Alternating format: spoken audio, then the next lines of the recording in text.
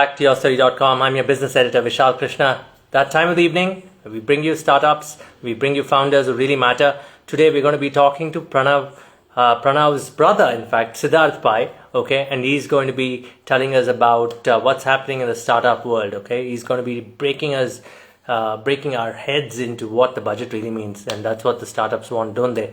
So, hi guys, hi Swapnil, hi Prateek, hi everybody, thanks for joining in. Okay, again, the topic today is we're going to be talking to Siddarth Pai, the co-founder of 3One4Capital. We miss his brother Pranav, of course, he's not here, but we're going to be talking to Siddarth about the budget and what it means to you startups, okay?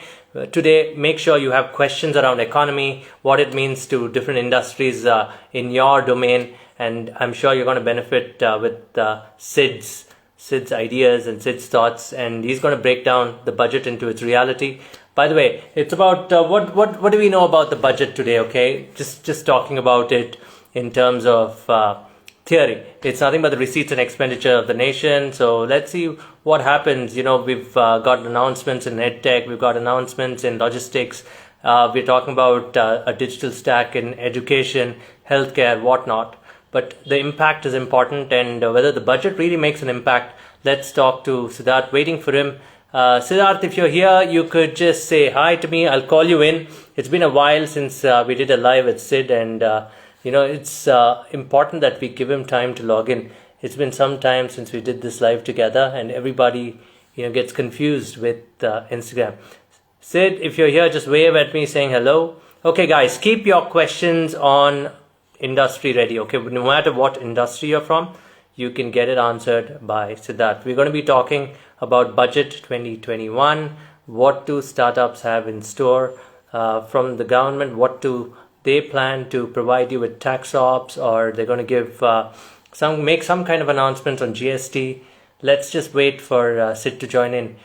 I'm again telling you, if he's got trouble logging in, I may log out and come back, so I'd request some patience. So most of us are doing Instagram for the first time, so please be patient. Okay, I'm going to pin the comment so you can see what are we going to talk about. What does budget 2021 mean? So what do you think about the budget, and what are you expecting, guys? Do keep those questions coming. I've been covering the budget for 17 years now, and a lot has changed. The word startup was used for the first time in 2013. Now it's used at least 15 to 20 times in the budget, right? Especially if you go back to the last budget and you search for the word startup in the budget speech, you will find the finance minister talking about startups more and more. I think there's an impact that all of you are going to make in this nation, of course, and I think startups are the way forward, right? So waiting for Siddarth to join in, guys. Give us a few seconds. We're going to be talking budget. So if he's not going to be able to join in, I'll perhaps go back and wait for him to join in. Scope for what type of processing companies that, if you can let me know. Hey, YourStory, what are your thoughts on agri-tech startups? I have a decent idea aligned with new farm laws. I actually don't know if it will be implemented. Yes, actually, if you read the news today, the farm laws have actually, they've just given it a few months break. They're not going to implement it, and that's what the news was telling us about in the afternoon. Let's see what happens to the farm laws. I don't know. What do you think? If you're a farmer, do you really think it helps you? Let me know, please. I believe that it helps farmers. At least I've been speaking to the farmers closer to Bengaluru, and they said they can sell to any retailer that they want. The only problem is they have to figure out the logistics support, but they're getting a better price for their produce. So, but let me know what you think about agri-tech and its impact. But I certainly think the government's going to talk heavily on agriculture, especially with digital agriculture. They're talking about an agricultural stack. So for me, the other industries that really interest me are electric vehicles, health, right? And I've got a whole bunch of them lined up. I can read them out to you, which is what we're going to be talking about. There he is. He's joined us. Siddarth has joined us because... One second, guys. I hope you can see us, Siddarth. Hello. You got to turn your phone around. Oh yeah, sorry. This is that Instagram. This is their entire imposition on the world, right? You always have to be absolutely. vertical. Absolutely. So it How are goes. you? Good. No, but I think this Instagram thing actually makes a very pertinent point, Vishal. This is actually goes to show how Silicon Valley actually dictates so many parts of our Turns to entire us. life. Huh? Absolutely. We're all Yeah. stuck there, no? I Yeah, don't we're know. all I stuck. mean, Even now, and now the we have to latest break thing. that. The latest thing that's actually happened is they've actually become arbiters of free speech and truth right now. Huh? I mean, And biggest propaganda it, keepers on the planet, no? yeah, it's true. It's crazy. Like All the whenever, information of the world, the entire information of the world. Think about it. exactly. Yeah. Let me see. Is I this hope we better? break it. And by the way, guys, Siddarth is the co-founder. He's the founding partner at 3One4Capital. He's been my friend for a long time. We have the same interest in music, and that's what connects us. But more importantly, for you guys, we bring you budget, okay, and what budget means. So, Sid, shall we get on with it and talk about the budget immediately? Yeah, We'll yeah, carry for on. sure. We For can sure. carry on our thoughts on Silicon Valley towards the end or something like that. I love that cup, man. Simpsons, right? For sure. Great. Great. Okay. Straight away, your fund has invested in several sectors: health tech, logistics, ed tech, SaaS, agri tech. A platform that handles blue collar workers, fintech, media, electric vehicle tech, IoT, whatnot, right? When you look at all this and then you look at the budget, which is supposed to address, all these issues, right? I want you to give us a little bit of history on how the budget's been treating industry in India. Okay, what does it really mean? I know in the end it's about capital expenditure, receipts and expenditure. It's just that, and I absolutely want to know if a budget has to be progressive, because I will tell you, before you came in, I was telling the audience that the word startup in 2013 was used only once. Okay, if you go back to the budget speech in 2020, they've used the word startup at least 20 to 25 times. That shows the way we progress. So I wanted your thoughts quickly on the budget for a progressive millennial generation.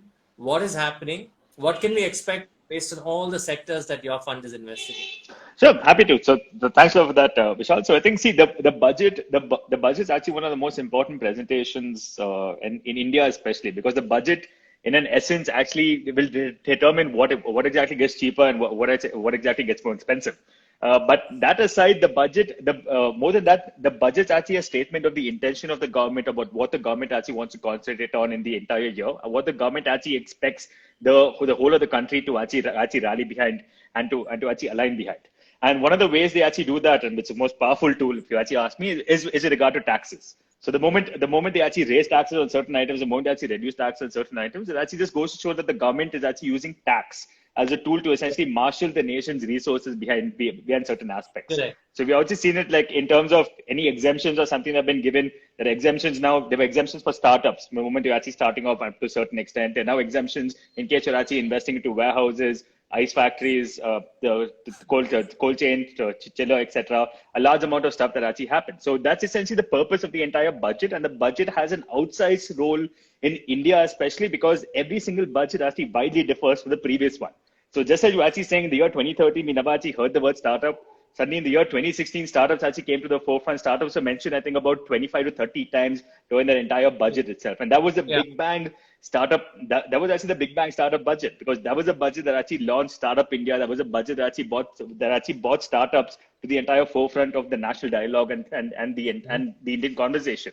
And we've actually seen that pay off. We have 42 unicorns in the country as of now. But just a few years back, we had I think about 11 or something. There was a very interesting stat that actually came out on that particular aspect as well. And we've actually gone to show that the government actually rallying behind startups and rallying behind innovations actually paying off large dividends that way. Unfortunately, the budget has not always translated out in that particular fashion. There have been on some occasions where the budgets have been actually widely wrong. All of us remember the 2019 budget with the introduction of the super rich surcharge, right? And we saw the markets essentially just free fall which was a precursor to what the effect that COVID has actually had on the markets also. And the moment the finance minister actually removed that on listed equities, we saw the entire thing rise up as well. So the budget has the ability to essentially make or break the tenor for the next financial year. I think that's actually going to be most important, because the budget, in addition to all this, like as you said, it's more than essentially a statement of this one. Of receivables and payables and the entire accounting of the entire government. The budget is actually like a cricket match. People hang on to every single word of what the finance minister actually utters at that point in time. And I kid you not, the greatest exercise all of you should actually do is, the moment you have the budget, just keep the budget speech open, actually keep the Sensex tracker right next to you. You can see the market actually react on a word by word basis. The moment she says going to increase something, the markets actually tank a little. The moment they actually increase, so for example, if they actually increase the tax rate, they increase the sin tax. cigarettes or something, you actually the ITC tracker actually fall to a large extent. So the ability for sectors, not just company, but for sectors to actually become buoyant is actually determined solely on the budget. That being said, even the investment thesis we've always had at 314 is that the drive to digital is actually going to be driven primarily by India. It's definitely going to be driven by Indians. All of us know that Indian intellect and Indian innovation actually powers most of Silicon Valley. It actually powers a large amount of the digitalization that's happening around the world. But that being said, it's also important that India also progresses from that, because unfortunately our best brains are actually always in Silicon Valley. They're always in the US. They're in Europe. They're in London. They're in all these particular places.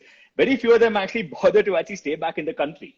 So that's why it's important. And so that's why our thesis was that there are people actually coming back. India itself is actually going to lead the rest of the world when it comes to this, because Silicon Valley can build for the first 1 billion people of the world, which is why you have these sort of crazy constraints, like it has to be only vertical focus on Instagram. There are all those constraints and everything that comes in. Those are like first world kind of problems. But it's going to be India that actually builds for the remaining 6 billion people of the world, because we're the people who actually had to go through 2G and 3G, and you had like internet speeds that were actually just in KBs, right? Now, if you have a kilobyte internet speed, you might as well switch off your internet and just move on.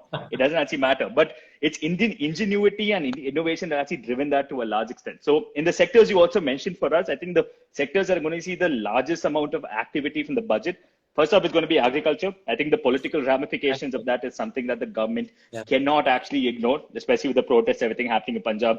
You also, as I actually got on, I heard you speaking about farmers in Karnataka being happy about the fact that the APMC system is being dismantled, that the market forces can finally come into work as well, and they can actually start selling their produce. Because India, unfortunately, 45% of the entire population of India relies on something that contributes only 15% of the entire GDP, that only grows at 3% per annum.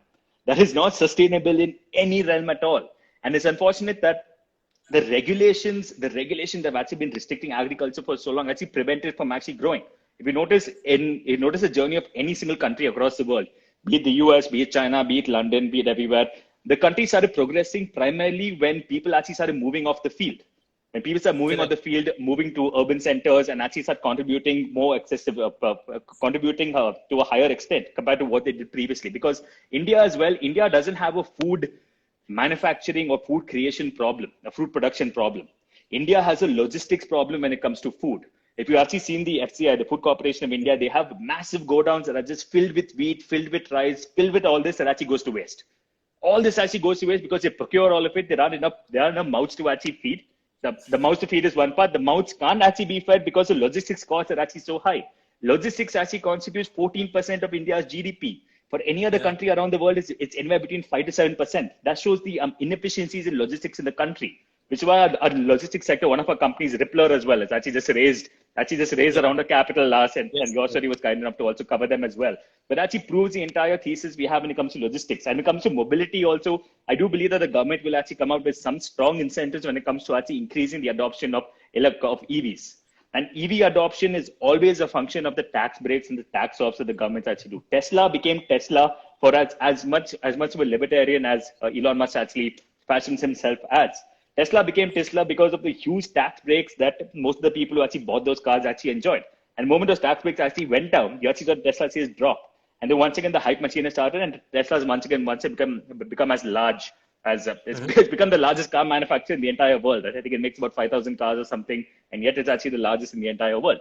So that's logistics, that's mobility, that's actually agriculture. I think on edtech as well, what we are going to see with the rise of the national education policy, the NEP, is the fact that the government, I don't think government investment in edtech is actually going to rise considerably. I think they're actually going to wait for the market forces to start making and operationalizing NEP. But that being said, I think one of the strongest things they're going to education actually liberalize it and actually make it more open. I think they're going to start mandating and instituting that online classes actually are viable. So MOOCs, finishing a MOOC from an IIT or something will actually give the same credentials as someone who actually sat in an IIT on that. Imagine broad-basing the entire IIT network as well. That's actually tremendous. That's tremendous output that the government can actually do in a short amount of time. And when it comes to digital, the entire world's moving digital. I think digital is now essentially becoming like the internet. It's no longer a separate sector. It's something that underpins our entire lives. It underpins our lives and underpins the foundation of our beings.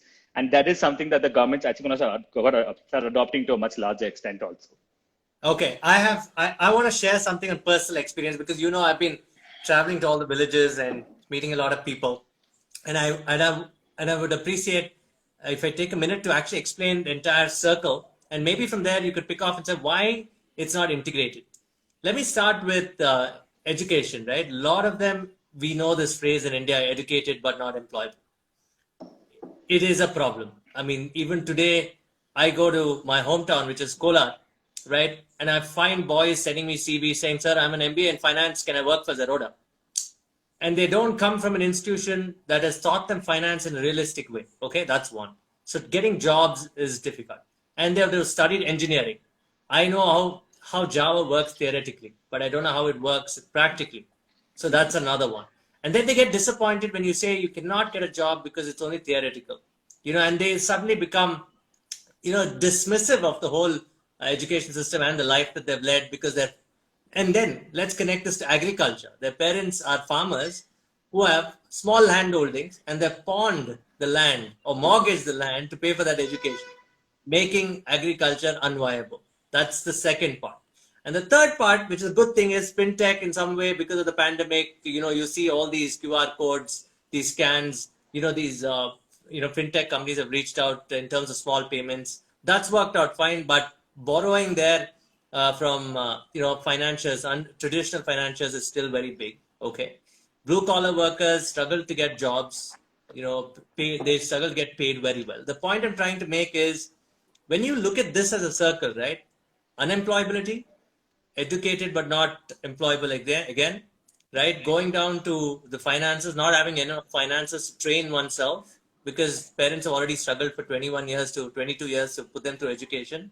And finally, not knowing agriculture as a practice because boys and girls want to leave agriculture and come to cities, therefore getting their lands mortgaged. In that entire context, India seems to be a very difficult system to operate in. And for me, budget has been very theoretical again. I mean, it's always been about paying off interest, off balance sheet items, right? Like food subsidy, right? Right, like funding banks, right? It's off balance sheet items, right? It's PSBs borrow off balance sheet. You'd agree with me, right? So, we're focused more on those things. And here's your company, which is focused on India for India.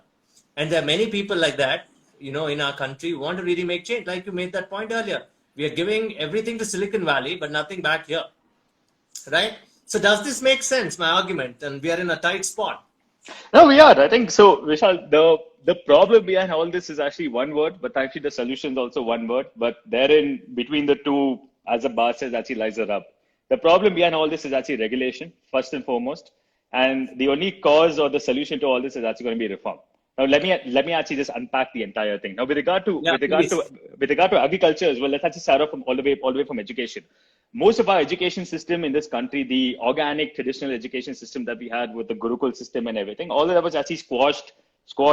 You've actually been studying Indian history from the 15th to 17th century to a large extent. So Absolutely. I don't have to tell you about that. You've seen the waves and waves of invasion, everything, how that Correct. actually affected that. I think the last nail in the coffin was essentially what Lord Macaulay actually came in, and they came out with their first education policy, where the entire job of education was not upliftment. The job of education was not actually gaining knowledge. The job of education was essentially train a person in a certain skill set so that a person could actually become a clerk. So that's primarily it. The entire modus, the entire MO was essentially the fact that they should be able to sit in an office, they should be able to, as you sign all these particular files, they should be able to ensure that the British machinery actually continues running. Now, when we got our independence in the year 1947, we didn't actually have any major education reform at all. Nothing actually substantial. We've had the IIT system that slowly got built up. We had the IIMs as well. But there are a handful of IITs for a country of 1.3 billion people. We're a Yeah. massive country. It is impossible to compare India to any other country in the entire world because no other country understands the pain of 1 billion people. This also feeds to your point about the budget. What you may consider important in terms of the budget may not be what the powers that be and the government actually considers important, because the government has to take care of the entire country. They have to make sure that there's a certain level of upliftment across each and every sector of society. If there are some certain Absolutely. sectors that are actually doing well, they're not gonna give them greater incentives and greater subs. They think you guys have figured it out. It's awesome. My job is to actually have the other people actually do that. But that being said, the job of government is actually balance both these out. So coming back to the education point, before I digress, unfortunately I digress quite often. No. It's an important digression because now we can actually fulfill the fact that education, agri-tech, because most of India is still rural and many of them are coming to cities. So education, agri-tech, let's talk about finance has also become very important, and then health tech also becomes very important. I'll come to that, of course. See, all this is primarily geared on regulation. Our education regulation, coming back to that, we finally had the NEP right now. It's going to take at least 10 years. It's going to take 10 years for the first batch of students under the new NEP to actually come out. I think it's going to take another 3 years for all the teachers and the colleges to understand what exactly NEP allows them and what it actually doesn't. That's an entire unpacking and unlearning and relearning that's actually going to happen in that particular space itself. So that lack of reforms actually significantly held us back. And there are a number of reasons, it's impossible to get into an IIT in terms of the entire general category. It's the highest echelons of being that actually gets there. Most of those guys say, once they go through that entire grind, they're like, you know what, to hell with this. They actually go abroad, they become PhDs, now I think they actually just are leading Fortune 500 companies, right? There's Sundar Pichai, there's Satya Nadella, and everyone already goes there. So that's the education part. India has not invested enough into its entire education. India has not allowed market forces to actually come into education and for everyone to actually go and open their own university. Except for, I think, Tamil Nadu. It is next to impossible to actually open a university. The college, I'm pretty sure the college I went to and the college you went to, they were affiliated with a large university. You guys probably with VTU. I was actually with BU. Oh, BU as well. BU, both of us are BU. Oh, BU, damn. So you know that college, I think, St. Joseph's. Yeah, true. Shit. I forgot that. So you've seen that there's VTU, there's BU. All these are for the entire city. You don't have a Harvard, MIT, anyone you can actually look up to. None of those institutions exist because regulations prohibit them from actually coming up. Exactly the same with agriculture. What happened, the reason why agriculture system is actually like this is because once the British and all left, the entire zamindari system was actually broken down. As they were broken down, what they essentially said is, look, if you're a zamindar, let's say 100 acres of land, and you actually have, let's say 150, if you have 100 people actually tilling that entire land, I will split your 100 acres amongst these 100 people. So everybody actually becomes a master of their one little small acre. But agriculture is about scale. It was impossible for them to actually consolidate and for them to actually scale. Even in, I think, Karnataka, just recently, they started allowing the sale of agricultural land. Yeah. Otherwise, it was impossible to denotify agricultural land, to sell it. You couldn't actually monetize that particular asset. And India had a different problem of land title. It was impossible for the farmer to actually prove, except for occupation. And occupation, mind you, was 9/10 of the law, that the land actually belonged to him. He couldn't actually go and mortgage that particular land to actually get it. Even if the banks took that agricultural land, they couldn't actually sell it. So it became like a wasteful asset. That's why most of the farmers don't want their children to actually become farmers. But if you look at the West, everybody there actually wants to go become a farmer because they think it's a beautiful life, because a large amount of that is automated. Because they opened it up, they allowed it to become liberalized, and they allowed larger people to come in. By the way, a fun fact, Bill Gates actually owns the largest amount of farmland in the US. Did you know that? Bill Gates actually owns the largest amount of farmland. In that particular regard. No, I think, yeah, he possibly must be like smart enough guy, huh? But no, he actually does own that entire piece, huh? I think that's also similar to how Amitabh Bachchan and all of them suddenly put in their tax returns that they're farmers and started claiming that entire thing. There was a famous case and everything about that. I think Amitabh Bachchan or someone, huh? So I think that was the point. That was the point with agriculture. It became impossible for them. That piece of land actually became an albatross around their neck. It became impossible. So imagine the plight of the farmer. He can't. It's a miserable living that they're actually eking out on that small plot of land. Yeah. It became impossible for them to actually consolidate and to actually get there's an economies of scale. They don't want their children to suffer the same fate, so they send them to a local college. The local college, unfortunately, because affiliated with a larger university with very, very small standards, they essentially for them, look, I have to teach 50 kids. I have to make sure they pass the exam. None of us learned. All I learned in school and college was actually to pass an exam. I knew exactly what I had to study, how much I had to study, what effort you had to put in, so you could actually do it. And if you remember your early school, you're in like first standard, second standard, you would spend like 2-3 weeks before the exam learning. Once you reach college, you wake up in the morning at 6, you actually read for like a couple of hours, go write the exam, you pass, and you're just done. You essentially learn to game the system over time. And that actually directly feeds into fintech as well. Fintech as well, unfortunately, finance, our penetration of banks in the country is actually extremely low. Because even banking as well, there was an entire wave of nationalization that happened with Indira Gandhi and everything. And then What's the penetration? What's the penetration of banks? They covered 60%? No, I think pre Aadhaar and pre Jam, I think there were about like 35-40% of the people who had like a bank that was within like a kilometer or 2 kilometers or some material. It was extremely low compared to the rest of the world. I think with the onset of Jam, the number of people who have actually been covered by a bank account has increased. Why? Because technology, and same with healthcare as well. When it comes to hospitals, you have to running a for-profit hospital is actually hard. Insurance penetration in the country was so low that even going for a hospital checkup would actually bankrupt them. Exactly. Most of the hospitals also turn away people for that particular regard. Government hospitals are so flooded with the number of people coming, it's impossible. And see, the cure, I think I'll actually take a step back. The problem India has is actually regulation. It's not just reform that's actually going to be the cure for it. I think it's actually going to be technology, because technology, the beauty of technology is that it actually lowers the marginal cost of deployment. It actually makes it extremely small. So if I was a doctor, I had to treat you. There's a certain amount of time actually spent on that, right? You have to commute, you have to come all the way to my particular hospital, sit in the waiting room for 2.5 hours, go through that entire process, wait for a 5-minute checkup. Now I can actually now thanks to telemedicine and the health tech, even the health stack, Bharat Health Stack that's actually coming up right now. It's a tremendous change where anyone who has a smartphone or access to a smartphone and there's range of sophisticated sensors can actually get that entire thing, can actually get diagnosed, at least for the primary healthcare centers, right? And they in turn actually prevent from clogging up the entire healthcare ecosystem. Similarly with schools as well. Everybody wants to go to an IIT. It's impossible to actually get into that. But so why should we actually go to the IIT? Let the IIT come to us. That's essentially what EdTech. That's why Byju's is one of the largest unicorns, largest EdTech companies in the world. That's how Unacademy has actually become that large as well. That's what they're actually doing. So technology, I think this government, especially since 2014, since it came into power, they've actually realized that technology is one of the best ways for India, for upliftment in India. It's not giving subsidies, it's not giving more government jobs, as some of the opposition and several other people actually speak about. It's the fact that investment into technology and ensuring that technology actually gets deployed to the furthest reaches of the entire country. That's actually what's going to transform the entire nation. And to that, I think one of the things that's actually accelerated this entire process has actually been Geo. If it was not for Geo actually crashing the price of 4G and actually laying down the entire roads of connectivity all over, it would be next to impossible for this entire for the start of a revolution to actually take its shape the way it actually had, right? Because if you remember, do you even remember the days of 3G or remember days of 2G and all that? It seems like such a bygone era, and actually comes to that. Now everything is 4G. 10 years ago. Exactly. It's actually such a short time ago. But that actually shows the role that technology actually plays. I think this government actually realized that. So the US and everything, we managed to leapfrog. This is a great leapfrog that everyone actually talks about with regard to India.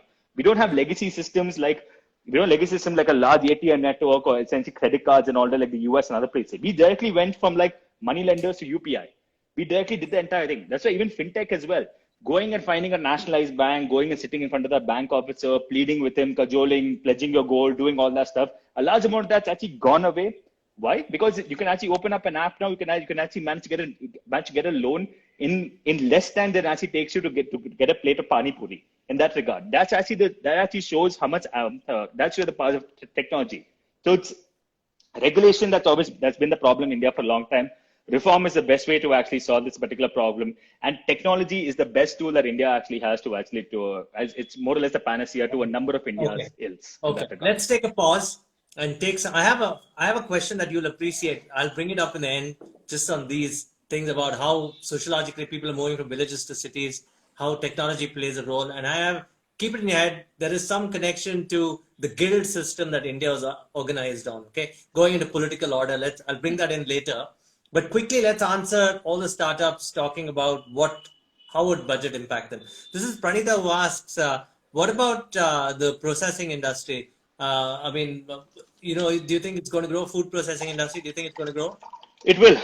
Most probably the government, I think UP already announced a very large food processing plant as well. I think like along the lines of the SEZs and the STPIs and all that, food processing is actually going to become a large proportion of that. See, the industries adjunct to agriculture are actually going to see a huge fillip in this particular budget because, like I said, India doesn't have a problem of production, has a problem of distribution, has a problem of consumption.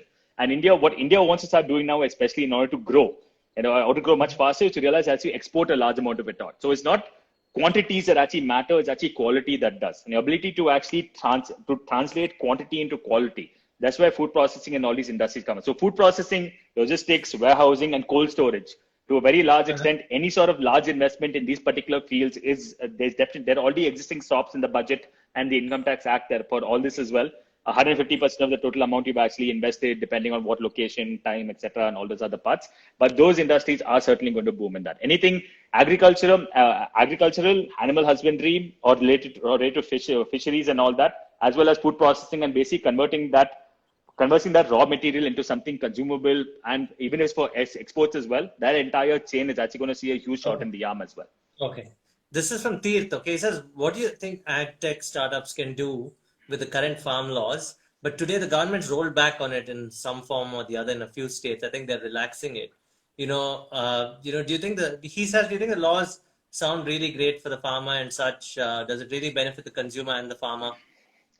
It actually does. The only person it doesn't actually benefit are the middlemen. Who've been over there. That middleman that's in India. So all of us have seen the movie, so we know exactly how that middle layer has actually been populated by. And those are unfortunately the people who support the people in power. Those are the people who actually donate significantly to political parties and all that. And hence, it's obviously vested interests, right? That's essentially what lobbying is all about.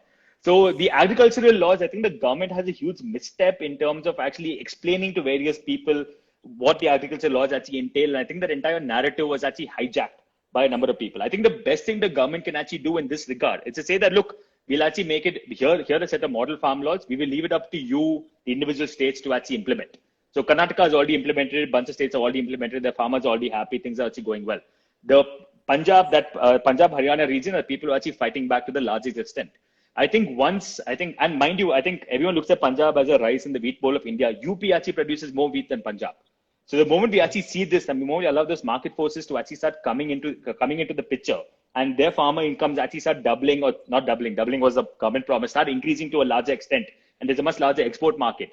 Those very same farmers who've been protesting to a large extent will actually say, look, we actually want that particular access as well. Because what you're doing is disintermediation. You're removing that middle layer that actually controlled. Correct. That actually choke the entire process. No farmer, even if food inflation, no farmers ever benefited from food inflation. Correct. They have never ever benefited from food inflation, and the consumers have always suffered. So someone in the middle is obviously making all that money. It doesn't take an IIT engineering degree to actually plug the entire thing together, right?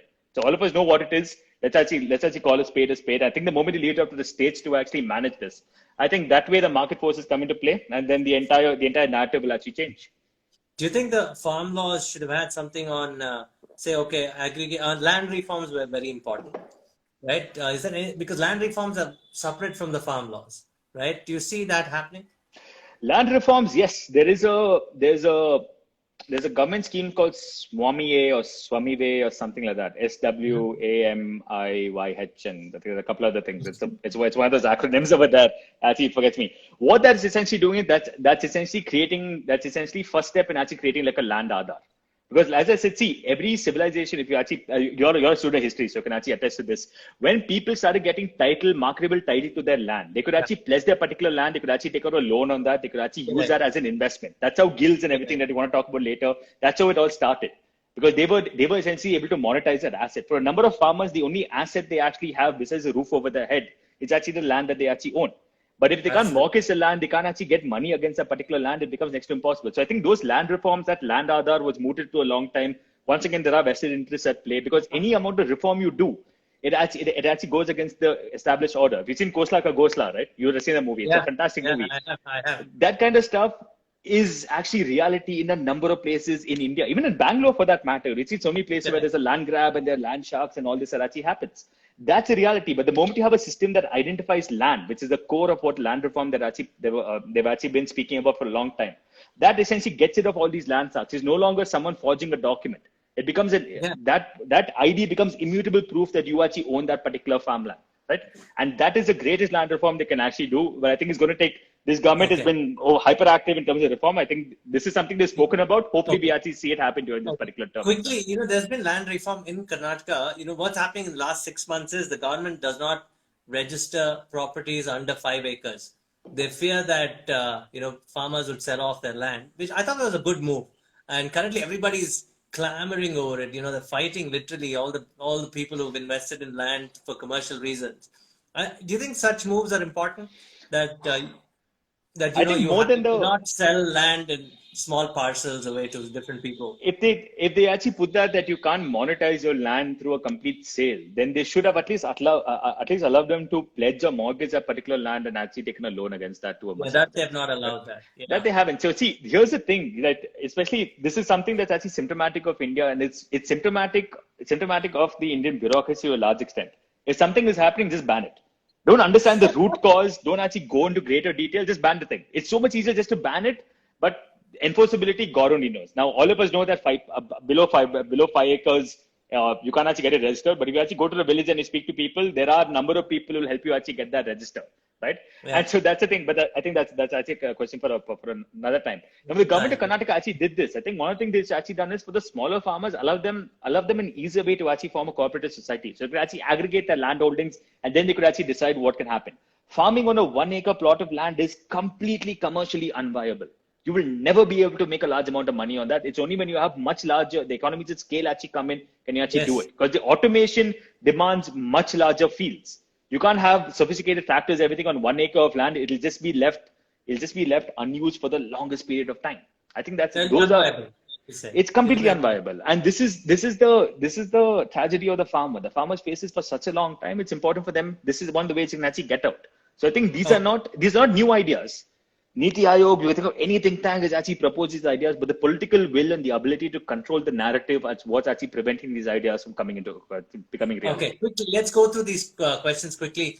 Pranita again says, is there scope for natural food flavor processing and food color processing, or is that going to be a difficult segment to actually expect anything from the budget? I think SMBs in general, right? I mean, what tax breaks do they get? No, I think so. For food manufacturing, I think going down to the level that she's actually spoken about may not actually be covered in the budget. But I think that's if one part of the entire process. I think there should be things in the budget that will actually be coming up for that. Because see, like I said, food processing is such a vast industry. If you could actually process this particular food for export, especially, that's actually one of the biggest things you can do. But that being said, that also demands investment into that, because the budget does not actually give you money. The budget gives you a tax break for making that particular investment. There's a huge difference between that. Most of these people actually require capital, right? You only pay income tax when you actually have income on that front. If you don't have the income to start off, that's completely irrelevant. So this is where UBI and universal basic income and all this actually comes into play. But hopefully we can tackle that on another Instagram live or something sometime later. But I think for the food industry, anything to do with food industry will actually see that entire thing grow. And even the markets and the procurement markets for this have actually improved considerably. So that is a sector that's actually going to see a lot of love from the government. And it may not be the national government. It'll actually end up be the state governments who are also going to pick up the pace in that regard. Okay, the automobile sector, huge clusters starting all the way from Coimbatore to Chennai to Bangalore to all the way to Pune and then going up to Gujarat, going to Punjab, Haryana, so and all absolutely. That, well, how is this sector gonna? What can this sector expect? Massively been impacted last year, right? The internal combustion engine is not going to see any love from this government at all. I think one of the things you also understand in terms of the automobile sector was also hit by the transition from BS4 to BS6 as well. Right. And now I think there's another standard that's also in the process and all that. So a number of the people, especially if you actually follow Rajiv Bajaj in that regard, the guy actually running it. Rajiv Bajaj also said that we at Bajaj realized that the new standards coming, we stopped manufacturing the older ones. A couple of the other guys said, you know what, let me actually flog a dead horse a little longer. They manufactured much as they could, dumped it onto all the dealers. The dealers couldn't sell it, because I think this was in a weird time from November to Jan. Jan was when it's coming in, November is when this thing happened.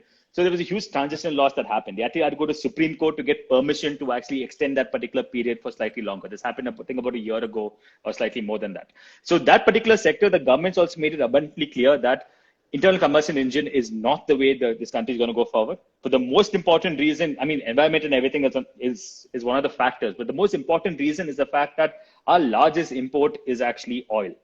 Oil is wrecking India's balance of payments. Oil is one of the reasons why we have such large state deficits. 120,000 crores or 75,000 crores or something, no? Exactly. So that entire oil part is actually what's wrecking it. And the moment India can actually start weaning its citizens of oil, then actually it becomes huge. Even China is actually investing so much into EV. To what extent? China does not have large oil reserves.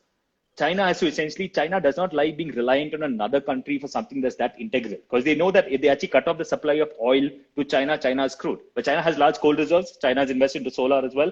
And that's the reason why they've actually moved to electric. India has also realized the same thing also, but our electric, our FAME 2 policies and everything, they actually require greater government, they require greater incentives for investment. They also require greater tax break for wider adoption also. Because the choice between a sexy Ather bike or like a nice staid Honda Activa. The Activa, more than anything else, everyone aspires to an Ather, but they can only afford the Activa. If you reduce the price of the Ather to the price of an Activa, everyone's going to run to the Ather and actually buy that, right? So lowering that particular price is important. And that flexibility or that foresight actually requires like decadal thinking. It's not just about the next election. It's not just about the next budget or anything like that. It's an investment for the entire future. And just like a VC, we invest, we don't actually see returns like the very next day. We see returns like 4 years down the line, 5 years down the line, 10 years down the line. That longer term vision is actually going to be imperative, and that hopefully underscores the budget that's actually going to come up as well. Okay. Next question from a service startup called Don Bells India. And he says, okay, everything about the budget would be about tax, slabs, cess, and exemptions, which are the key. What will the startup ecosystem have to expect in terms of will they really talk about tech going and impacting MSME sector? They will.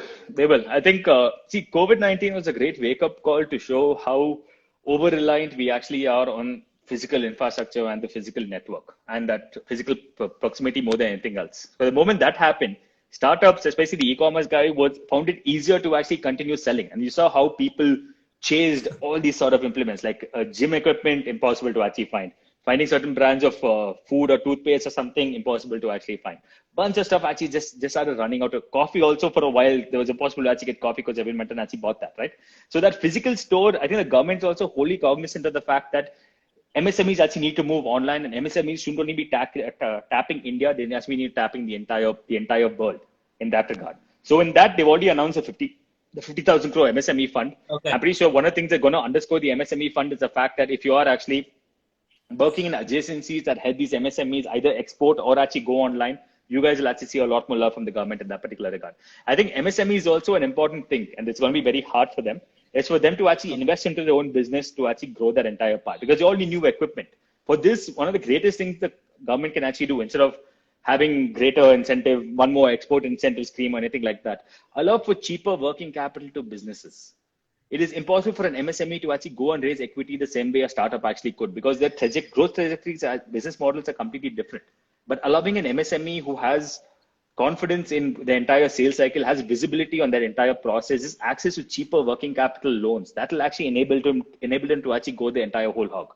Our cost of capital in this country is so high. 4 years. You've been telling me this for 4 years, but has anything improved? Marginally. It's unfortunate. You would have seen all the grand RBI action. We also spoke large extent about the RBI action last time around. Whatever the RBI has actually done, for every 1% cut the RBI has done, only 15% has actually been transferred or translated to the end consumer. Absolutely, yes. The banks, you would have seen this. The Rajesh Kumar, who was the ex-chairman of SBI, actually said, we're sitting on 1 lakh crores, but we don't have anyone to actually lend that to. I'm pretty sure even on this. So many people have applied. And they've been rejected.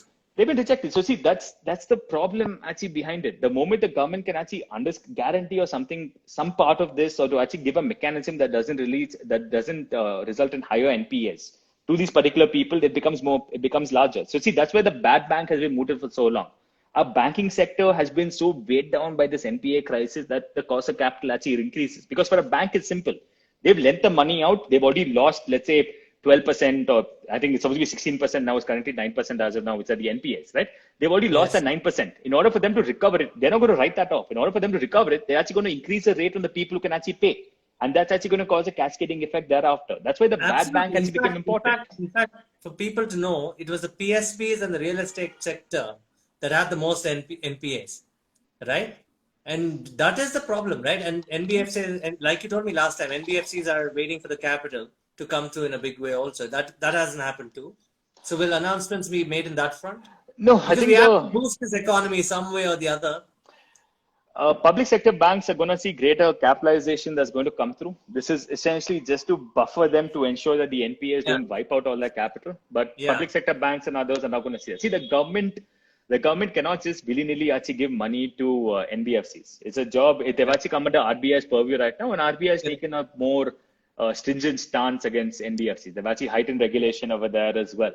But allowing those NBFCs, I think, see, the most crucial part of here is instead of looking just at bank and NBFCs, actually look at the wider financial ecosystem in the country, the financial institutions. You look at your insurance company, look at your pension funds, look at all these particular people as well. The regulations are actually prescribe where they can invest, what avenues of investment, everything they can actually do. Some of these regulations were written in the 30s. The Insurance Act in India goes back all the way to 30s. The latest amendment, I think, to the investment regulations happened in 2018 or something. Prior to that was actually 2011. Yeah. These are old regulations that have actually been written that place so many clamps upon them that it channelizes all this money into certain sectors they believe are safe.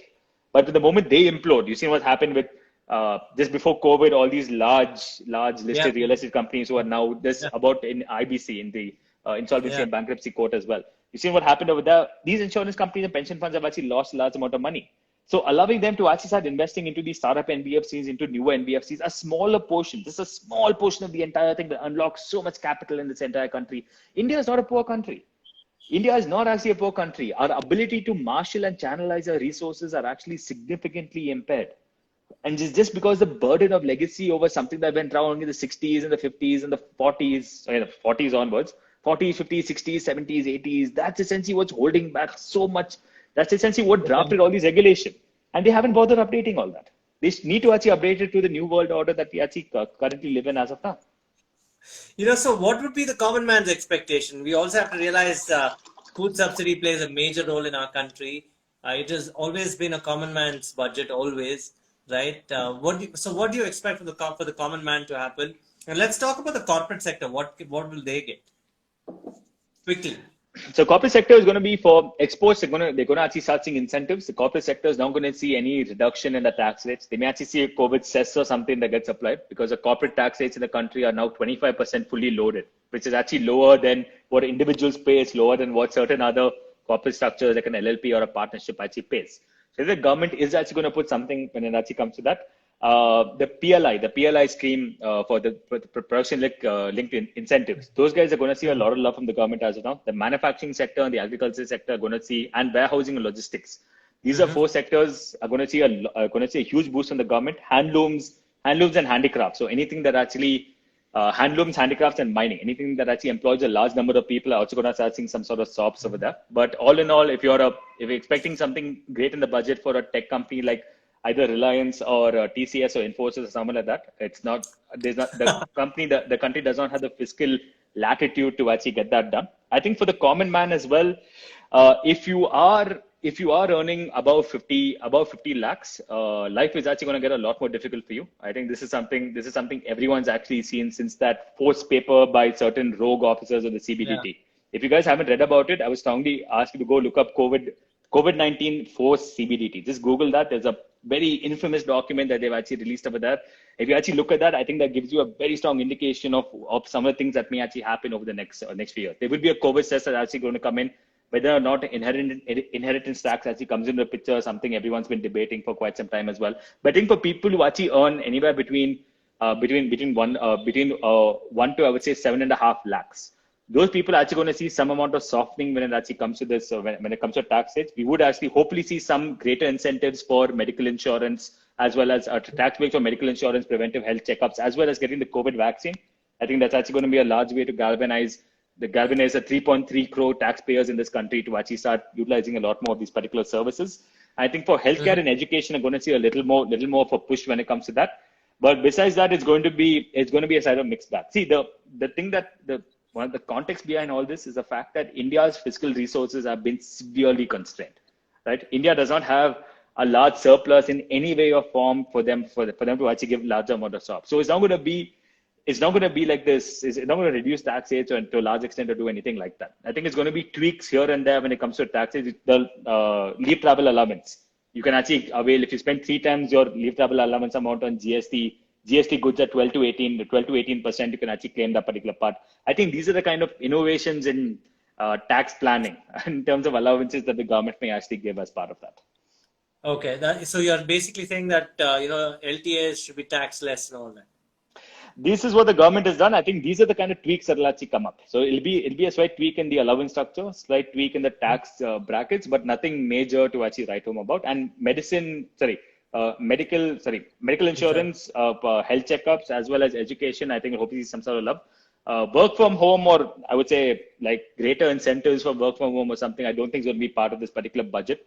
All of us have been hoping for the fact that we all invested in a nicer desk, much better chairs and all that. Hopefully we see some love from the government. I really doubt, I think in the government's list of priorities, that doesn't actually figure around absolutely. the top. Okay, by the way, that question was from Prachi. So, okay, next going on to Akash's question. He says he believes farmer pensions will go up this year. Farmer pensions? Yeah. Farmers' pensions. I didn't realize that farmers actually got pensions. They get 2,000 rupees apparently. Oh, you mean that? The cash, this one. Oh, yeah. So that's not exactly a pension. That's like a direct benefit transfer. I think that's the reason why.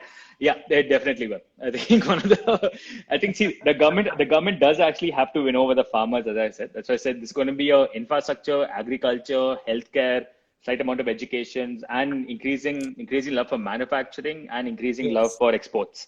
That's going to be the tone that actually underscores most of this particular budget. So I do believe we should actually see a slight increase or something over there. And along with I would say some more rationalization in the MSPs and all that also. Okay, that's MSPs are still important even with the farm laws being passed. Okay, that's very interesting. So, okay, this is Imanshu who says, what about the travel sector? Do you see something for that sector? Restaurants, travel, hospitality. This is from Imanshu. Not in the budget. Hopefully the GST, one of the biggest asks of the restaurant sector is the fact that they should actually get input tax credit for the GST they actually get paid, right? Because the GST on restaurants are now 5%, but they've actually been denied all the input tax credits that come as part of that. So that 5% is like all the GST they get as inputs is a dead loss in their hands. So most of them are actually looking for some way or some latitude around that particular piece. I don't think tourism is going to get as much of a direct boost when it actually comes to that. Maybe something around more the greater development of airports, the greater development of bus stands, and the rise of metro throughout the entire thing. And hopefully, and I do believe in this budget, we should start seeing a lot more incentives for the Northeast sector as well. So if you are along those particular areas, I think those are things that align. But if you're like an OYO or someone like that, tough. It's if you're an OYO or you're like a Airbnb kind of quasi thing, or if you're a travel tech startup, the government's not going to do much to actually help you out on that particular front. I think that recovery is going to be solely driven by consumers, and it's that's going to be a function of how quickly we can actually roll out the COVID-19 vaccine. Okay. This is something on universities going digital. Okay. This is about again the NEP National Education Policy. How will it be integrated? Will it start from class 1 all the way up to college? And again, answer the employability question. But then Prachi asked a very interesting thing. With Byju's doing the entire stack digitally from class 1 to all the way to corporate training, I'm sure they'll acquire a corporate training company. I'm just saying that's going to happen because we've been reading so much about what they've done recently, right? So they've gotten to test prep and all that. So, interestingly, you see universities being outdated. Do you think universities need something in the NEP policy to revamp? There was some issue. Universities have actually gotten some love in the NEP policy. Even in the last budget as well, I distinctly remember the fact that the Honorable Finance Minister also stated that online education and books will actually start coming to the forefront. They allowed a few of the IITs and IIMs to actually do that. I think they will actually start allowing all universities to actually start offering distant degrees that are actually primarily driven by books. I think that would actually significantly increase the total intake of students when it comes to that. Because see, a physical university is constrained by the infrastructure they have at their disposal. If a classroom can only fit 50 people, let's say in the US or something, in India, it'll most probably fit about 75, 80 people, but that also has a max capacity, right? But if you're doing something like this online, it actually reaches so many more people. I think with regard to Byju, I'm actually waiting for the day that Byju most probably buys out an IIT or something that he's actually going. But no, I think Byju's, even with the Akash purchase and all that, I think Byju is now using the hybrid model of offline as well as online to actually do it. Because see, even most universities as well, they have tremendous physical infrastructure, but the online infrastructure has been lacking. I think the moment they actually bridge that, or they allow universities start offering MOOCs as a proper course and everything as well, I think that's actually go a long way in actually getting this through.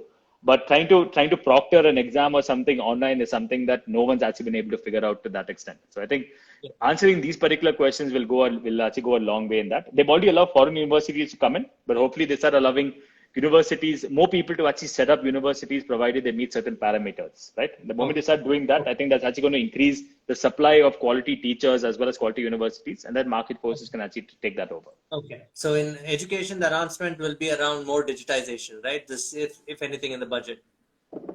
That's right. Yeah. That's it. Okay. Then let's go on to Emmanuel's question. He says, why can't our political, we all talk about India being a SaaS nation. Why can't we use technology in running a political system where we know what's really going? I bring in this fun question because he's a regular on the show and he's absolutely, way thinking that maybe we can all be on a blockchain, immutable, transparent, and stuff like that.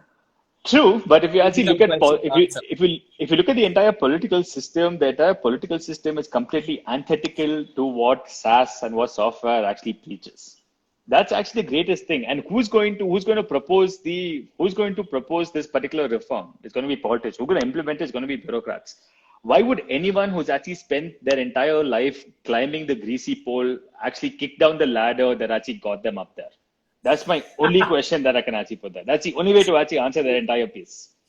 That's a brilliant point. They climbed up the greasy pole and then they kicked down that pole or the ladder to stay there forever. That's a brilliant point. And I'm going to put that in our weekly quotes. I'm telling you, it's brilliant.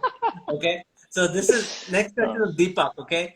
He says, your view on clean tech startups, considering the importance towards climate change. And I'm sure the world, because it went on a holiday for a few months, I think the world would have become sustainable in many ways.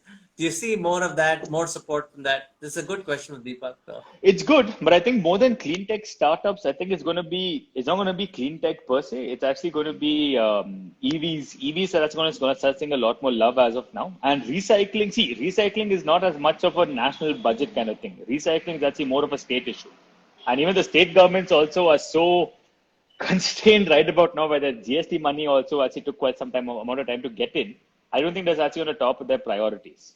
And there are very few, I would say, budgetary mechanisms to actually increase that. You would have seen the Anthony Waste IPO also that actually went on board. I mean, the stock price unfortunately went down a little after that as well. But actually, the good thing over here, Vishal, and to also the person who actually asked that particular question, is the fact that the private sector interest in clean tech is actually raising to a large extent. The Kamath brothers from Zerodha actually announced the Rainmatter Foundation, which is $100 million for climate change. A number of investors are also looking out for clean tech, for recycling startups, for clean tech startups and all as well. So I don't think the government is actually going to lead the charge on that. There are far too many callings on the national purse. I think it's going to be the private sector that's actually going to start investing over there. Once it reaches a critical mass, I think in the next couple of budgets, hopefully by 2020, 2024, we should actually see such in clean tech actually get a lot more love. But the clean tech we will see as of now is going to be coal scrubbers, is going to be trying to actually start utilizing existing national resources as well. So not going to be, and the solar also to a large extent. But recycling and all that, it will actually take some more time. EV charging, EV infrastructure. Definitely. I think FAME, this is where FAME 2, which is the government's policy on the entire entire charging infrastructure, standardization of all the ports and everything, that's going to come to the fray. There have actually been talks by Dharmendra Pradhan and others to ensure that every petrol bunk or something actually has an EV charging station when it comes to that as well. I think they are actually, hopefully we see something major actually come out as part of this. Hopefully we actually see, I think the biggest fillip in the arm they can actually do over here is, number one, allow the industry to come out with its own standards and let that standard be adopted worldwide. And number two, please give incentives to people to actually buy electronic EV vehicles. Bring down the cost of these particular vehicles. Let them actually compete with, let them actually be 5% or 10% more expensive than ordinary car or an internal combustion engine. I think the moment they do that, everyone has actually been waiting for something to happen in budget. They're all going to go and buy this particular EV infrastructure. And in that way, the moment the demand is created that way, the supply in terms of the charging infrastructure, everything's also going to start increasing. Because see, if you look at the business parks, you look at larger apartments, they already have these charging infrastructure, but it's not standardized. Nobody wants to invest into something that may actually become redundant in 6 months to a year. They want clarity. It's always clarity that engenders investment. That capital is cowardly. Capital is not going to take the first leap when it comes to something completely unknown. I think that's a core part of the government should understand. Hopefully the government actually addresses this issue as well. So they shouldn't worry about the standards as much as say, go ahead and implement it. and we'll give you subsidy kind No, of. instead of dictating the standards and tell them this is what they're going to do, like how USB and all this came up, right? It's a bunch of companies who got together and said, you know what, we're the ones who manufacture most of the devices. Let's come up with a common standard amongst us. It wasn't like Okay. the US government to sit down and say, you know what, we're going to have this is the specification, this is the power output. It doesn't work that way. Even the FAME policy and everything allow for these particular groups to come up, allow for these particular groups to move the standard, get the standard adopted nationally also. Nice, nice. Okay, next question is an interesting question from Venkat. He says, will the government also talk about the National Startup Advisory Council in the budget? I think the budget, they're not going to speak about the National Startup Advisory Council. That's already been announced. I mean, that was mooted prior to the last budget itself. I think the National Startup Advisory Council, I think it's actually the need of the hour right now. It is important and imperative that we actually get that to actually prevent Indian IP and Indian entrepreneurs from actually leaving the country, and India essentially suffering a brain drain 2.0, right? I think that's important because see, the issues of startups right now, people sitting in Delhi don't actually understand the issue of startups, and people in Bangalore and people in Chennai and all that, right? What we actually care about is not exactly what they care about, because the distance is so large and there's such divergence in their entire worldview and the areas in which they operate. The National Startup Advisory Council actually serves as the perfect mix of investors, global investors, domestic investors, startup founders. It actually serves of advocacy groups as well, and actually consider government officials. So it becomes one table where I can actually sit and, instead of going on Twitter and actually saying, oh my God, this sucks, so bad, la, la, la, actually come up with a proper, coherent, cogent paper to present it, saying, here are the issues, here's what you have to say. What sort of ill have you guys tried to actually solve by putting this regulation in? Is the regulation needed? Let's actually remove it, or let's actually rationalize it. Getting that dialogue going, I've actually been part of numerous roundtables and all like this for angel tax and like myriad issues also. I think it's just the fact that those officials aren't actually aware of how these particular laws are being misapplied, or how they're actually constraining or they're forming an impediment when it comes to this as well. And they've been extremely open to the fact that, look, you give us concrete reasons, as long as it tackles the core issue we're talking about, they actually don't mind changing it. Which is why during COVID, you've actually seen so many rationalization and so many reforms actually come in. It became next to impossible to actually keep track of all the changes that actually happened during that time. Absolutely. And next question, this is from a company called Burger Buddy. And he says, what is the budget going to do for startups? Will they really talk about the potential to create more employment, and startups are creating more employment? Anything on that front? I know you also invest in Better Place, is it? So you've invested there. So that's a very interesting company. So do you see anything for blue collar workers and all that? That blue collar workers is interesting. So yeah, that's exact. So see, blue collar workers are actually going to see it in terms of increasing skilling when it actually comes to blue collar workers. That's going to be first and foremost. Number two is actually extending the social security net to all of them as well, which is where the four labor codes have actually come to the forefront also. I think stronger implementation of that is actually going to happen. We should see some sort of safety net actually get extended to the gig economy and gig workers as well. That's actually one of the crucial elements, and this is a fight not just in India, across the entire world. And whichever country you actually think about, that's something that's on the forefront of everyone's minds when it comes to that aspect as well. I think with regard to startups and job creation, I don't think the specific, with regard to startups, I think most of the policies that are going to come out are going to be geared more towards MSMEs as a whole, as opposed to startups in particular. I think startups may see a couple of things that may happen. There may be some incentive, hopefully, for actually fresh investments into startups actually being tax exempt unless they actually be there for a certain time, thereby increasing the amount of capital that comes in. I think the biggest thing that's going to happen is they may start liberalizing sources of domestic capital to start investing into Indian funds as well as Indian startups. That's going to go a long way in actually ensuring that India's startup Atmanirbhar movement can actually happen as part of that.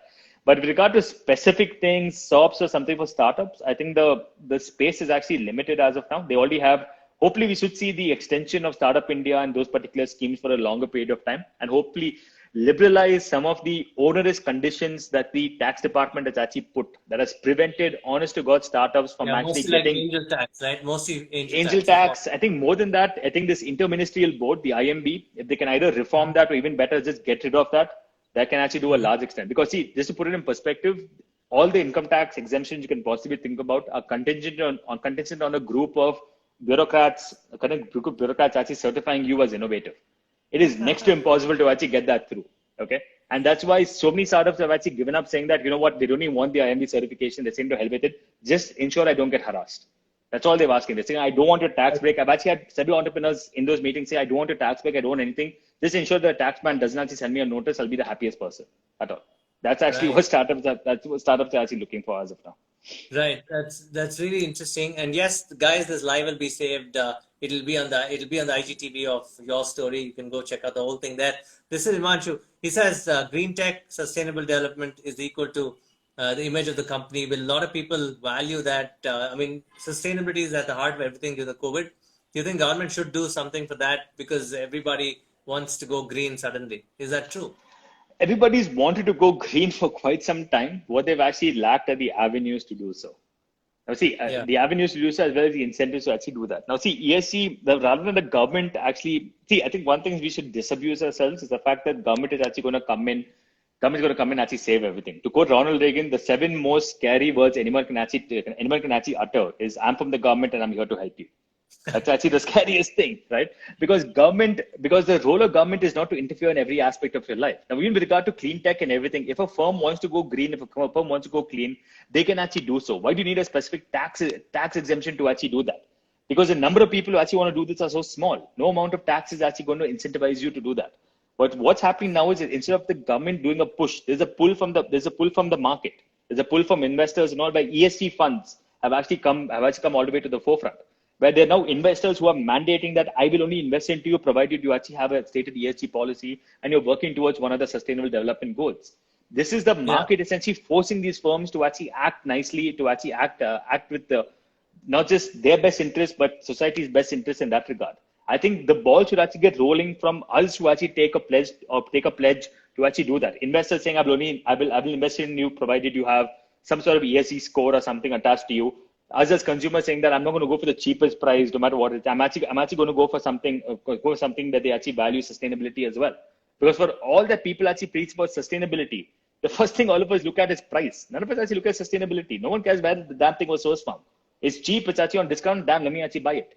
That's actually the biggest thing. Change that mindset. Then the government can actually change the mindset as well. I think that's actually going to be important. We can't have the government solve all our problems. The government needs to solve larger problems, and you also need to get the ball rolling to ensure that this is something that people are interested in. See, the bigger question here, Vishal, the bigger context behind this entire thing is the fact that the people who present the budget are actually politicians. The job of a politician, in addition to leading the country, is also to get re-elected. If a large enough number of people actually show interest in a particular subject, then the government obviously has to address that particular subject. Representation. That's why we call ourselves. Exactly. That's the point. Well, Yeah, absolutely. That takes us to a very cheeky question by Vipul. He says, shouldn't the government privatize the finance ministry? oh man, huh? That's Actually, amazing. no, I would love to actually say something, but that may actually end up ruffling. Yeah, that might actually but, put us in trouble. But yeah, what about we No, lost I think more instead than of the finance ministry, I think, see, what the government, instead of privatizing the finance ministry, I think the government actually starts privatizing a number of the financial assets that they actually have in that regard. Then they'll actually do a lot, that's make a lot more sense. I think they see, they're already looking to privatize LIC, they're already looking to privatize various assets. That's actually a step in the right direction. Privatizing government actually makes it seem like one of those dystopian, those dystopian movies or literature or something. Don't wish for it, because then it'll really become dystopian. You know what the corporate world will do. Yeah, so there's another interesting question, okay? And this is about, this is Anupriya who says if we go green, if the government actually talks about the go green, people will appreciate to pay a reasonable price for going green, right? But you're saying that, no, we should own it first and then let the government take the initiative on the green thing. Yeah, because see, the so going green is something that's actually completely abstract. If you actually think about it, right? It's one of those terms everyone likes banding about, everyone likes talking about, but when you have to come down to specifics, it's extremely hard for you to do so. What would if we actually break it down, what would going green actually entail? Reduce the amount of pollution you put in the system.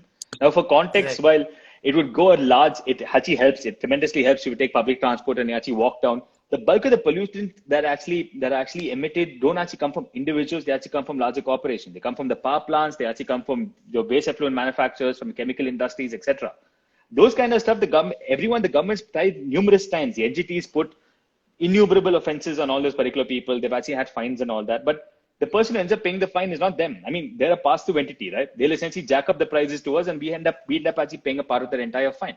So the question to actually ask you is, what can the government do to actually make it go green? Should the government incentivize EVs? Yes, we've spoken tremendously about the need to actually have EVs. Yeah, So the government They have, and so the government already done enough for solar? India has the cheapest per kilowatt solar price in the entire world. It's four or That's something. Yeah, it's Yeah, three that's or four. actually no, 2 rupees. It's 1.98 or something for the last. It's actually become that cheap. It's actually become tremendously cheap. Solar panels as well. There's been so much dumping from China, the prices have actually gotten depressed. When it comes to recycling unfortunately is a state matter. It takes the state government. It actually takes you to go to your local representative, your MLA or someone to tell him, look, I actually want a recycling center to actually come up over here. If the Yeah, government that's goes a and whole says different that is not project. exactly that is not a top-down approach. That's actually a bottoms-up approach. So going clean Okay. when it comes to reducing coal as well, they've already spoken about the fact how they actually want to reduce coal use, and that's a Coal India stock actually like fell a little after that also. So those are the government's already making those particular pushes. So Yeah. what else? If you can articulate going green a little better, then we can have a debate on okay, what can the government do? What can you actually do? So I think that Absolutely. differentiation becomes important. Okay, we've lost the love. We've lost all love for the Orients. We've lost the love for our neighbors. I'm not going to bring it in because it becomes a keyword, and then I'll have trolls. So what do you think? That's going to be a major talk in the budget too. Make No, in India and all that.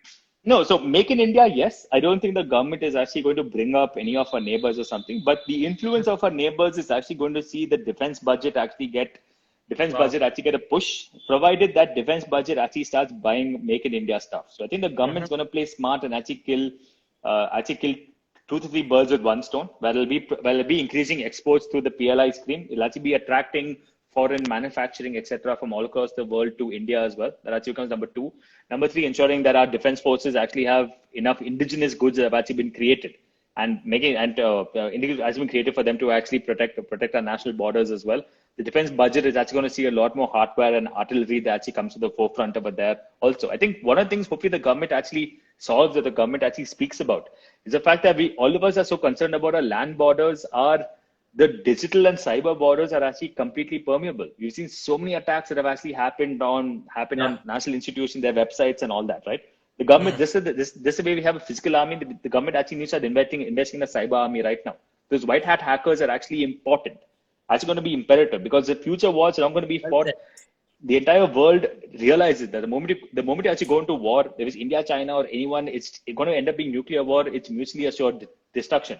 But if I can actually cripple your stock market, if I can actually infect your financial system and actually bring that entire thing down, the entire thing changes. Absolutely. So I think the government should also start They should have a investing in that regard. They should invest more in the cyber warfare and white hats, like you said, but not the education company guys. I'm telling you, that's a different story. So don't get confused. Okay. Hey, who So we knows? need white hats for the Maybe cyber one of those warfare. people who actually come out could actually be Wolf Gupta also. That's true too. Listen. We are running out of time because we both can talk on forever. So let's get quickly to summarize the budget, okay, and what can they expect, and then we'll talk about for just 2 minutes. We'll talk about the guild system, okay? Okay. Expectation from health sector. What do you think people should look forward to in the budget when they open it up on February 1st? I think most probably number one, incentive. Either all the COVID vaccine will actually be given for free to a number of people, to certain sections of society. We'll figure out which one that is. The Ayushman Bharat health scheme will actually be extended to a larger number of people. I think the government may also institute the Bharat Health Stack. It's similar to how we have Aadhaar. That may actually come in as a grand investment from the. What's that called again in Hindi? Ayushman Bharat is the name of the insurance Ayushman Bharat, scheme. yes. The other one? Bharat Health Stack. I don't think it has a name yet. I think it's still called the Bharat Health Stack. I think they most probably coin a name around that to actually come in. And health insurance is going to start seeing a greater push amongst everyone else as well. And that's why Ayushman Bharat, of course. Yeah. Okay. Logistics. More spend on infra. A lot more spend on infra because infra actually has a multiplier effect. I think we'll start seeing a greater number of metros actually coming up all over the place as well. Greater investment into the railway system so that they can actually start expanding their coverage as well as freight. I think freight logistics is going to see a large push from the entire government. Sea transportation as well, the ports and everything. I think privatization of ports is also going to be on the cards, similar to privatization of airports that have already happened as well. And along with this, I think the One Nation, One Card. So your mobility card, hopefully that actually sees the light of day to actually come up as of now. I think these are things that can actually help reduce the logistics costs in this country to a very large extent. That's very interesting. And cold chain for the vaccine movement will happen. Oh, push. Cold chain, not just for vaccine, honestly, cold chain for agriculture. I think the government will Oh, actually start yeah. increasing incentives for people actually creating cold storage and warehousing facilities across the Okay. country. And education, quickly. Greater liberalization of education. Hopefully, we actually start seeing private universities actually get people should be allowed to actually set up universities provided they actually meet certain guidelines and criteria for that. That'll be the Okay. greatest push for education. Okay. And obviously, more emphasis on MOOCs and partnerships. That's right. Okay. Okay. Ag tech, cold chain you mentioned. What else? Agriculture. Agriculture, greater ability for startups to actually play across the entire value chain of agriculture. When it actually comes to that, cold storage is going to see the greatest thing. I think for anyone who's doing R&D in terms of increasing crop yield or to actually make our crops more pest resistant, starting a lot more incentives. Animal husbandry and fisheries are going to see a huge push this budget. We've actually seen that happen the past three budgets over. I think this budget is also going to continue that particular part. And agriculture for exports. That's going to be Okay. crucial for this particular country, and hopefully the government addresses that also. Okay. Fintech, that includes MSME sector, more push for the MSME sector.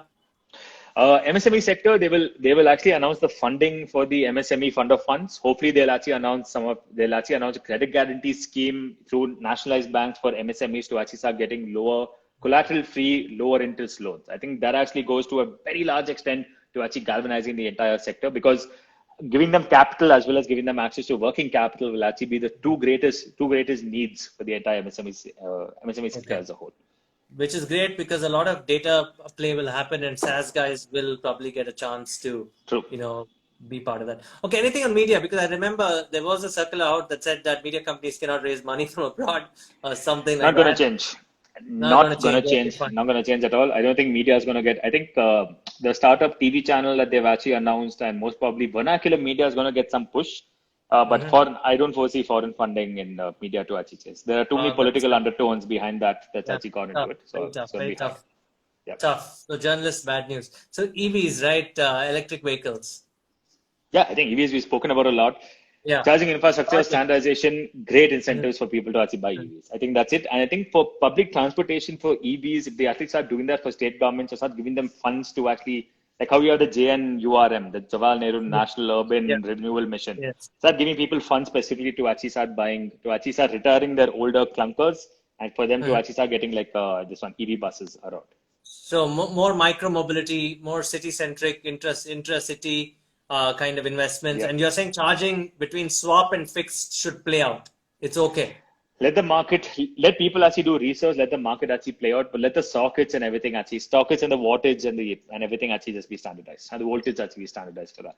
Absolutely. That except the voltage standardization, don't get into anything else. That's what you're telling government. Let the market play it out. Allow them a free hand to actually come up with their own standards. Make sure they adhere to your guidelines, but then actually just take that forward.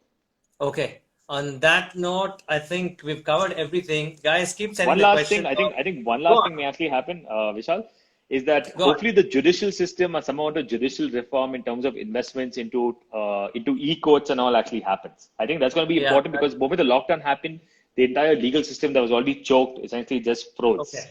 at that point in Okay. time. So freeing up a lot more, freeing up infrastructure for online for people to actually take their cases online, and hopefully greater push for arbitration. Not a budget point, but I think budgets now not just about numbers and budgets and estimates and Yeah. receipts and payments. Yeah, correct. Budget's actually a statement of intention for the rest of the year. I think the government's Yeah, going to take right. this opportunity for that. That's a great point. It's a statement of intention. What about let's talk about real estate quickly. Affordable housing, once again, is going to see a huge push. But if you're getting a house in a city or something above 1 crore or something, not too much. Not much going to happen. Wow. Affordable housing, it's going to get a much stronger push in that regard. So real estate sector, 10 years of struggle, no love for them. They got the 25,000 crores a couple of years ago. I remember. I don't know what happened to that. Do you think that's not an incentive because No, that's I only think, for see, building I existing don't think they're going to projects do rather than, like you said, we need affordable housing. affordable housing is going to be the push because see the government, I don't know, the government list of priorities. If you can afford a 1 crore house, you don't actually need government help. That's actually So their the thought. more But if stamp duty on that sector will be very high. Stamp duty is a state subject. Maharashtra has already cut it. I don't think the government's going to do much. I think the government may actually end up taxing real estate transactions above 1 crore or 2 crores or something like that, just to actually start getting more capital, more taxes in. Okay, that's fantastic. And thank you very much as always. But I want to ask you two questions based on the subject we're discussing earlier on the show, where today people come from villages to cities with an education but not employable.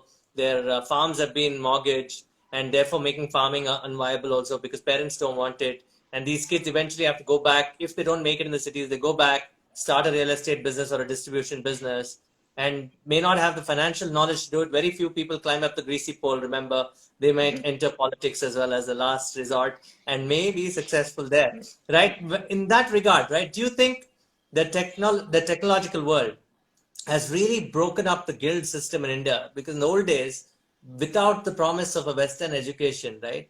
I think people were protected by these guilds. I mean, based on all our second names, we know in certain cases that we're all guilds, we're all protected. We all had our own ecosystems, micro ecosystems. People talk micromobility, but we had micro ecosystems, right? And also very sustainable in many ways. Like you said, the colonial system broke that, but they could not break the guild system until the revolution that's happened over the last 30 years. It's completely created a whole set of zombies coming into cities. I myself was one before I began to read and explore, right? And figured out my place in life, really, to be honest, and still figuring it out. But, how many of us can say that we've done that like that, right? Many of them get dismissive about the system. Do you see the breaking of the guild system as a problem? I think the guild system actually broke. The guild system broke about the time that our traditional education systems also broke. Because in order for you to actually get a job, it didn't matter what your vocational skills actually were. You needed some sort of government certificate, which was a degree or something, in order for you to get those particular kind of jobs. That's why I think vocational training, to a large extent, can actually help replace the guild system. And the government's been trying to wait to the National Skill Development Corporation and all these other bodies to actually start increasing vocational training. Because if people think about joblessness and all that, a number of the degrees you get, unfortunately, are so useless. I've actually heard of people in Rajasthan who've actually got an MA, an MA in English and Hindi. They've actually done the entire course in Hindi, and they've actually have an MA in English. That's an MA in English and Hindi. Nice. Exactly. Huh? So that's the kind of stuff.